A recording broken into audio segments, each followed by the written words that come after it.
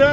ಆದ್ದರಿಂದ ಇವತ್ತು ಮುಖ್ಯಮಂತ್ರಿ ಸಿದ್ದರಾಮಯ್ಯ ಅವರ ಅಪರಾಧಿ ಅಂತ ಇವತ್ತು ತೀರ್ಮಾನ ಆಗಿದೆ. ಅವರು ಕೂಡಲೇ ರಾಜೀನಾಮೆಯನ್ನ ಕೊಟ್ಟು ಇವತ್ತು ಅವರ ವಿರುದ್ಧ ಎದ್ದಂತಹ ಒಂದು ಏನು ಕಾನೂನಾತ್ಮಕವಾದಂತಹ ರಾಜ್ಯಪಾಲರ ತೀರ್ಮಾನ, ಹೈಕೋರ್ಟ್ನ ತೀರ್ಮಾನವಿದೆ, ಅದಕ್ಕೆ ಅವರು ತಲೆ ತಗ್ಗಿಸಿ ಅವರು ರಾಜೀನಾಮೆಯನ್ನ ಕೊಟ್ಟು ಇವತ್ತು ಜನರ ಬಳಿಗೆ ಹೋಗಬೇಕಾಗಿದೆ.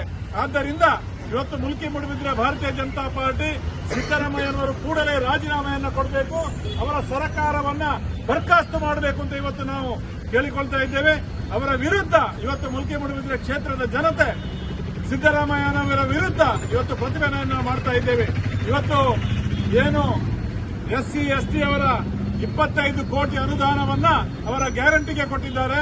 ಇವತ್ತು ವಾಲ್ಮೀಕಿ ಹಗರಣದ 187 ಕೋಟಿ ರೂಪಾಯಿಗಳನ್ನ ವಾಲ್ಮೀಕಿ ಅಭಿವೃದ್ಧಿ ನಿಗಮದ ಹಣವನ್ನ ದುರುಪಯೋಗ ಮಾಡಿಕೊಂಡು ಇವತ್ತು ಅದರ ವಿರುದ್ಧವೂ ಇವತ್ತು ತನಿಖೆಯನ್ನು ಎದುರಿಸಿರುವಂತಹ ಮುಖ್ಯಮಂತ್ರಿ ಸಿದ್ದರಾಮಯ್ಯ ರಾಜೀನಾಮೆ ಕೊಡಬೇಕು ಅಂತ ಈ ಸಂದರ್ಭದಲ್ಲಿ ನಾವು ಒತ್ತಾಯವನ್ನು ಮಾಡ್ತಾ ಇದ್ದೇವೆ.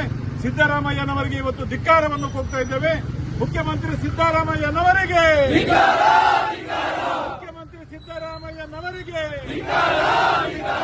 ಹಗರಣದಲ್ಲಿ ಸಿಕ್ಕಿ ಹಾಕಿಕೊಂಡ ಸಿದ್ದರಾಮಯ್ಯನವರಿಗೆ, ವಾಲ್ಮೀಕಿ ನಿಗಮದ 187 ಕೋಟಿ ಹಣವನ್ನು ನುಂಗಿದಂತ ಸಿದ್ದರಾಮಯ್ಯನವರಿಗೆ